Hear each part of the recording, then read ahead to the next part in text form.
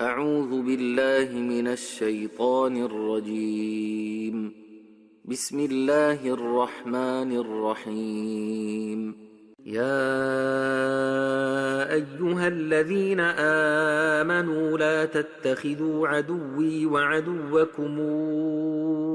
أولياء تلقون إليهم بالمودة وقد كفروا بما جاءكم من الحق يخرجون الرسول وإياكم أن تؤمنوا بالله ربكم إن كنتم خرجتم جهادا في سبيلي وابتغاء مرضاتي تسرون إليهم بالمودة وأنا أعلم بما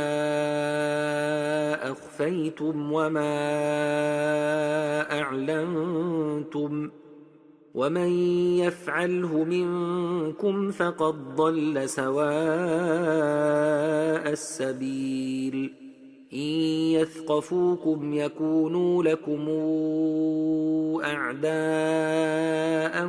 ويبسطوا إليكم أيديهم وألسنتهم بالسوء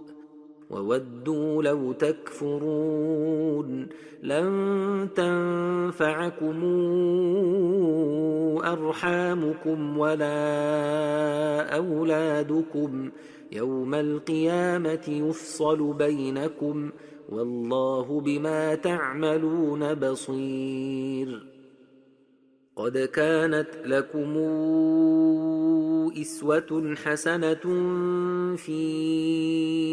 إبراهيم والذين معه إذ قالوا لقومهم إنا براء منكم ومما تعبدون من دون الله كفرنا بكم وبدا بيننا وبينكم العداوة والبغضاء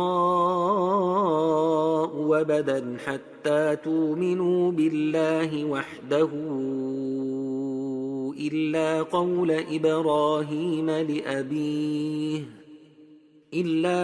إبراهيم لأبيه لأستغفرن لك وما أملك لك من الله من شيء ربنا عليك توكلنا وإليك أنبنا وإليك المصير ربنا لا تجعلنا فتنة للذين كفروا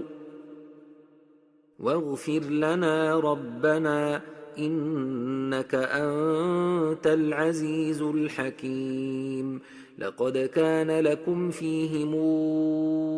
إسوة حسنة لمن كان يرجو الله واليوم الآخر ومن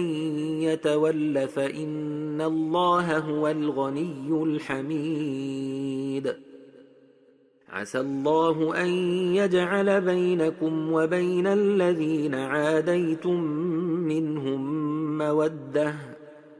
والله قدير والله غفور رحيم. لا ينهاكم الله عن الذين لم يقاتلوكم في الدين ولم يخرجوكم من دياركم أن تبروهم وتقسطوا إليهم إن الله يحب المقسطين. إنما ينهاكم الله عن الذين قاتلوكم في الدين وأخرجوكم من دياركم وظاهروا على إخراجكم أن تولوهم ومن يتولهم فأولئك هم الظالمون. يا أيها الذين آمنوا إذا جاءكم المؤمنات مهاجرات فامتحنوهن الله أعلم بإيمانهن فإن علمتموهن مؤمنات فلا ترجعوهن إلى الكفار لا هن حل لهم ولا هم يحلون لهن وآتوهم ما أنفقوا ولا جناح عليكم أن تنكحوهن إذا آتيتموهن أجورهن ولا تمسكوا بعصم الكوافر واسألوا ما أنفقتم وليسألوا ما أنفقوا ذلكم حكم الله يحكم بينكم والله عليم حكيم وإن فاتكم شيء من أزواجكم إلى الكفار فعاقبتم فآتوا الذين ذهبت أزواجهم مثل ما أنفقوا واتقوا الله الذي أنتم به مؤمنون يا أيها النبي إذا جاءك المؤمنات يبايعنك على ألا يشركن